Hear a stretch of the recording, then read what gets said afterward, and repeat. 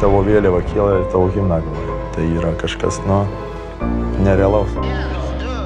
Kur ta garbė žaisti už Lietuvą, kur jiem padėta yra?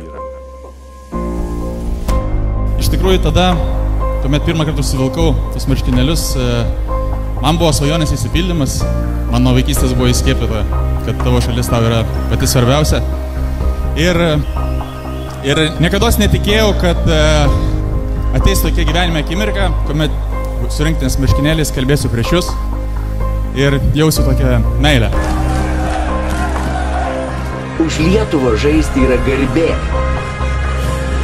Laimėti su Lietuvos rinktinė yra kažkas neįtikėtino, tos emocijos nesulyginimas su jokiu čempionatu, nes tiesiog ne tas pats. Važiuokit į rinktinę visą laiką, važiuokit, nes laisvos dienos palauks, vasaros palauks, o tokios akimirkos, kurias gali išgyventi, kuomet kažką laimi, tai, nežinau, turbūt yra viena geriausių pasaulyje.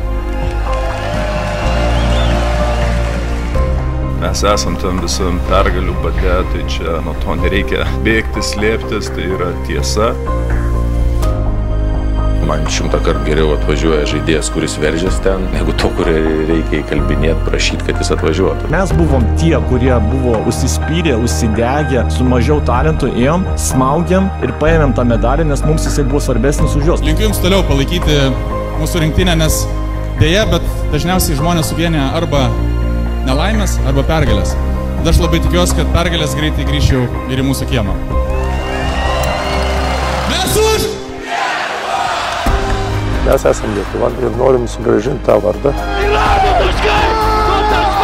Ta auginės tą skūrą, tą odą. Tas noras, tas užsidėtimas. Didžiausia garbė, didžiausia laimė būti rinktiniai. Suvokimas, už ką tu atstovauji. Tai suvokimas, kad žmonės tave palaikys. Didžiausia yra meilė, laimė.